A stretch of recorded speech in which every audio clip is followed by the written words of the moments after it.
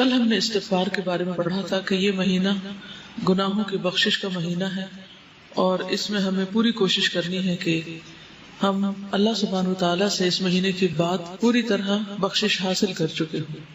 نبی صلی اللہ علیہ وسلم روایت کرتے ہیں اللہ سبحانہ وتعالی سے، حدیث قدسی ہے، اللہ تعالیٰ فرماتے ہیں یا عبادی انکم تخطئون باللیل والنہار وانا اغفر الذنوب جميعا فاستغفرونی اغفر لکم، اے میرے بندو تم دن رات خطائیں کرتے رہتے ہو اور میں تمام گناہ بخش دیتا ہوں، لہٰذا تم مجھ سے بخشش طلب کرو میں تمہیں بخش دوں گا۔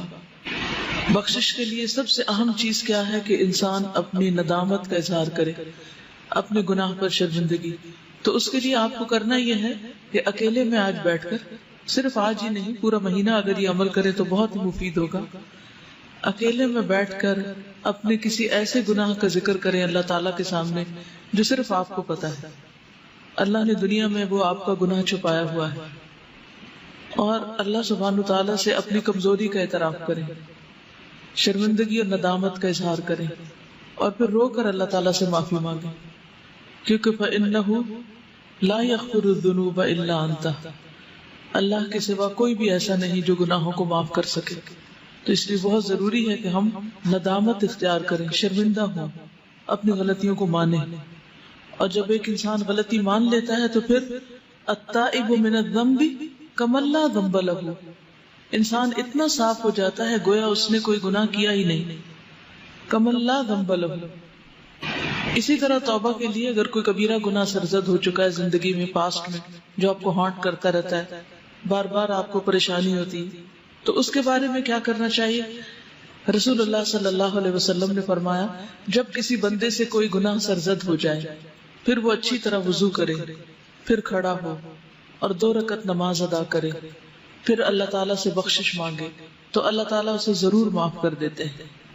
پھر آپ نے یہ آیت تلاوت فرمائی والذین اذا فعلوا فاحشۃ او ظلموا انفسهم ذکروا اللہ فاستغفروا لذنوبهم ومن یغفر الذنوب الا اللہ ولم یصروا علی ما فعلوا وهم یعلمون۔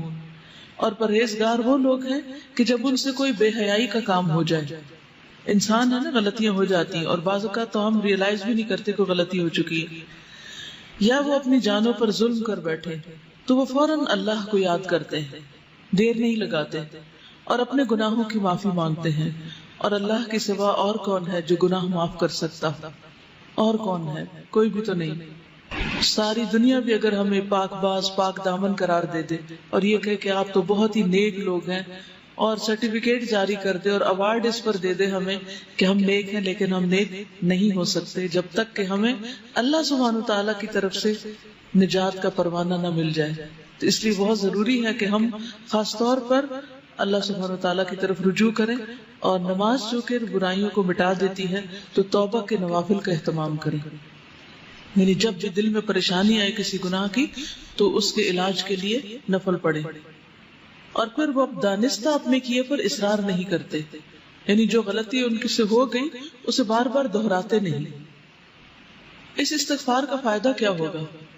انسان اللہ کے عذاب سے محفوظ رہے گا، آپ بڑی بڑی پریشانیوں سے، تکلیفوں سے، بیماریوں سے، حادثات سے محفوظ رہیں گے۔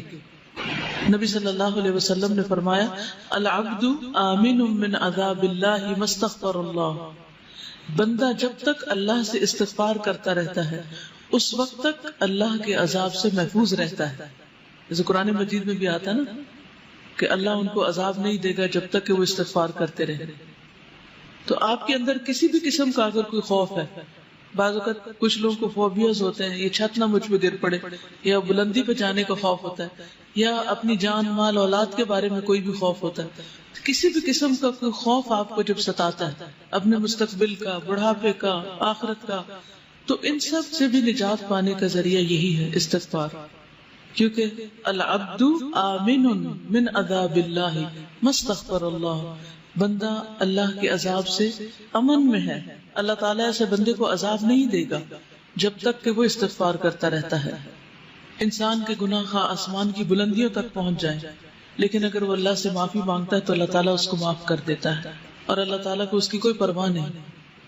یعنی ایک تو یہ ہوتا ہے نا کہ ہم جیسے کسی کو معاف کر کے بھی معاف نہیں کرتے، بار بار وہی غلطی دوسرے کی دہراتے رہتے ہیں یا اپنے آپ کو رلاتے رہتے ہیں یا اس پر تکلیف محسوس کرتے ہیں. لیکن اللہ سبحانہ وتعالیٰ اتنی وسعت والا ہے، علم والا ہے، حلم والا ہے کہ اس کو کسی بھی ایسی چیز کی کوئی پرواہ نہیں کہ وہ کس کا کتنا بڑا قصور معاف کر دے. اس کے خزانوں میں کوئی کمی نہیں آتی، اس کے لیے کچھ مشکل نہیں، نہ اس کے اندر بخل ہے اور نہ کسی قسم کا کوئی حسد ہے. وہ خوشی سے معاف کرتا ہے، بس شرط یہ ہے کہ ہم معافی مانگنے والے ہوں. اور ہر انسان خطا کار ہے، اور بہترین خطا کار وہ ہیں جو بہترین اور بہت زیادہ توبہ کرنے والے ہیں، التوابون ہیں. اور پھر یہ بھی خوشخبری ہے کہ آپ کے گناہ نیکیوں میں بدل جائیں گے. یعنی جو غلطیاں، کوتاہیاں، کمیاں ہو گئی وہ الٹا نیکی میں بدل جائیں گی. اور خصوصاً جب انسان استغفار کرتا ہے اور جیسے کوئی نیا مسلمان ہوتا ہے. اسی طرح اپنے بک آف ڈیڈ کے بارے میں کبھی کبھی ہمیں ضرور فکر لگتی ہے کہ پتہ نہیں اس میں کیا لکھا ہوا، کس درجے کا سامنے آئے گا، اور اسے دیکھ کر ہماری کیفیت کیا ہوگی، ہمیں اتنی شرمندگی ہوگی، ہم اسے فیس کر سکیں گے یا نہیں. تو جو شخص چاہتا ہے کہ اپنا صحیفہ دیکھ کر خوش ہو جائے، اسے چاہیے کہ استغفار کی کثرت کر دے، کیونکہ اس میں سے وہ سارے انوانٹیڈ چیزیں رب ہو جائیں گی، اریز ہو جائیں گی، صاف ہو جائیں گی. جیسے بچے کام کرتے ہیں نا، ہوم ورک کرتے ہیں اور بڑے کانشیسلی کرتے ہیں، پھر اگر کوئی ایکسٹرا ڈاٹ بھی لگ جائے تو فوراً ربڑ لے کے اس کو مٹانے لگتے ہیں یا وائٹنر لے کے اس کو، کہ یہ نظر نہ آئے. تو اسی طرح ہم بھی ہر روز اپنا ہوم ورک کر رہے ہیں آخرت کے لیے، اور کچھ نہ کچھ دھبا اس میں لگا ہی بیٹھتے ہیں، نہ چاہتے ہوئے بھی کہیں نہ کہیں کچھ ہو جاتا ہے. تو اس کے لیے بہترین طریقہ کیا ہے کہ ہم ساتھ ہی استغفار کا وائٹنر پھیر دیں، اور اتنا خوبصورت رجسٹر ہو کہ دیکھ کے دل خوش ہو جائے. جیسے ایک ٹیچر بچے کا کام دیکھ کر خوش ہو جاتی ہے نا کہ ایکسیلنٹ، بہت ہی بہترین ہے. تو اللہ سبحانہ وتعالی ہمارا عمل دیکھیں اور خود ہم اس کو دیکھیں تو ہم خوش ہو جائیں. آپ صلی اللہ علیہ وسلم نے اس شخص کو خوشخبری بھی دی ہے، طوبی لمن وجد فی صحیفته استغفارا کثیرا. اور اس کے لیے ہمیں کرنا کیا چاہیے؟ اپنی زبان میں بھی استغفر اللہ کہیں، اللہ سے معافی مانگے، اور مختلف جو استغفار کی دعائیں ہیں ان کو پڑھیں.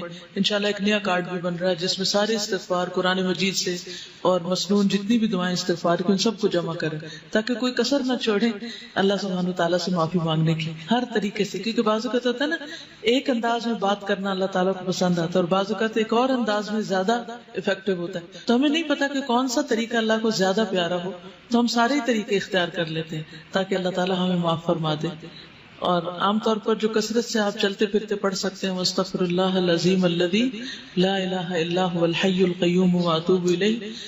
اس کا اتنا زیادہ اجر بتایا جاتا ہے کہ اگر کوئی میدان جنگ سے بھاگا، اور یہ کبیرہ گناہ ہے میدان جنگ سے بھاگنا، تو اس کو بھی معاف کر دیا جاتا ہے جو شخص یہ پڑھتا ہے استغفر اللہ العظیم الذی لا الہ الا هو الحی القیوم واتوب الیہ.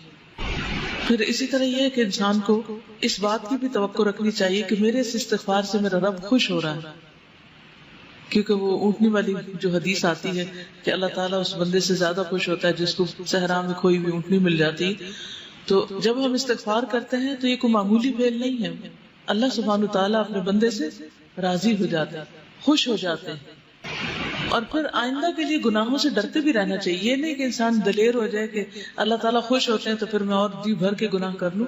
نہیں، مومن جو ہے وہ گناہ کو اپنے اوپر پہاڑ کی طرح سمجھتا ہے، جیسے کوئی پہاڑ گر گیا اس پر، اتنا پریشان ہوتا ہے، اتنا تکلیف اٹھاتا ہے گناہ کر کے. اور منافق جو ہوتا ہے یا فاجر، وہ ایسے جیسے ناک پہ بیٹھی مکھی اور اس کو ہاتھ کے اشارے سے اڑا دے، یعنی اسے معمولی سی چیز ہے. اور پھر صبح و شام سید الاستغفار بھی انسان پڑھتا رہے. اور ہر مجلس کے اختتام پر، جیسے حالانکہ ہم قرآن پڑھ رہے ہوتے ہیں لیکن پڑھتے اور پڑھاتے ہوئے ہو سکتا ہے کوئی ایسی بات منہ سے نکل جائے جو اللہ تعالیٰ کو پسند ہے، اور بھول چوک تو لازم ہے، ہو ہی جاتی ہے، نہ کرتے ہوئے بھی ہو جاتی ہے. تو ایسی ساری چیزوں اور کمیوں کوتاہیوں کا جو طریقہ ہے وہ پھر استغفار میں ہی ہے. اور وہ کیا ہے؟ سبحانک اللہم و بحمدک اشہد ان لا الہ الا انت استغفرک و اتوب الیک. اور نبی صلی اللہ علیہ وسلم تو دوران مجلس بھی استغفار پڑھا کرتے تھے، رب اغفر لی وتوب علی انک انت التواب الرحیم، 70 سے 100 بار تک. ہم تو ایک کام کرنے لگتے ہیں دوسرا بالکل بھول جاتے ہیں، ہمیں تو یاد ہی نہیں رہتا. تو دوران مجلس بھی آپ استغفار پڑھتے رہتے ہیں. اور پھر سب سے بڑی بات یہ ہے کہ دلوں کی صفائی ہوتی رہتی ہے، دل چمکتے رہتے ہیں. کیونکہ دل اگر چمکتے رہیں گے تو ہم خوش بھی رہیں گے اور نہ کوئی خوف ہوگا نہ غم ہوگا. اور جو بھی مزید کام کریں گے ان کی کوالٹی بھی بڑھ جائے گی.